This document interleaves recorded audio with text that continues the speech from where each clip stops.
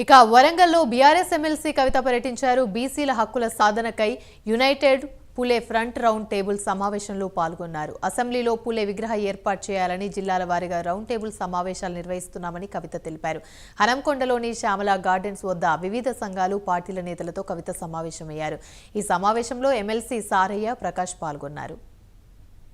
ఈ round table conference ని విజయవంతం చేయడానికి అన్ని వర్గాలకు సంబంధించినటువంటి మేధావులను, కుల సంఘాలకు సంబంధించినటువంటి గౌరవ పెద్దలను, నాయకులను, ప్రజా సంఘాలకు సంబంధించినటువంటి నాయకులను, వివిధ రాజకీయ పార్టీలకు సంబంధించినటువంటి నాయకులందరూ కూడా ఆహ్వానించి రౌండ్ టేబుల్ సమావేశం నిర్వహించడంలో సహకారం అందించిన ప్రతి ఒక్కరికి కూడా హృదయపూర్వకంగా ధన్యవాదాలు తెలియజేస్తా ఉన్నాము.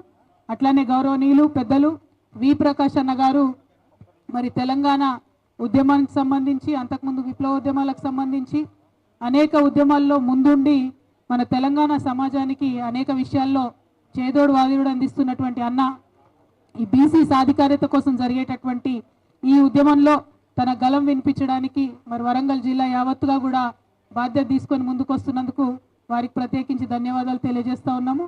మన మరో పెద్దన్న గౌరవనీయులు ఎమ్మెల్సీ గారు సారన్న గారు మరి వారు కూడా ఒక బీసీ బిడ్డగా ఎదిగి ముందుకొచ్చి రాష్ట్రంలో మంత్రివర్యులుగా ఉండి అనేక మందికి స్ఫూర్తి నింపినటువంటి వ్యక్తి. వారికి కూడా ప్రత్యేకంగా ధన్యవాదాలు తెలియజేస్తా ఉన్నాము. అట్లానే సమన్వయకర్త గారు సుందర్రాజు యాదవ్ గారికి ప్రత్యేకంగా ధన్యవాదాలు. మా నాగరాజ్ అన్న గారికి, అట్లానే యూపీఎఫ్ నుండి ఉన్నటువంటి బాధ్యులందరికీ పేరు పేరున ధన్యవాదాలు.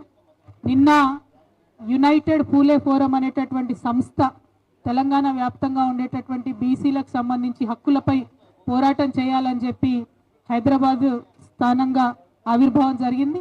దానికి కన్వీనర్గా ఉన్నటువంటి గౌరవనీయులు పెద్దలు గట్టు రామచంద్రన్న గారు, కో కన్వీనర్లుగా ఉన్నటువంటి శివ అన్న గారు, శ్రీనివాస్ అన్న గారు, రాజారాం యాదవ్ అన్న గారు, అట్లానే మహేందర్ అన్న గారు, ఇంకా అనేక మంది నాయకులు, గీతా గౌడ్ గారు అందరు కూడా ఉన్నారు.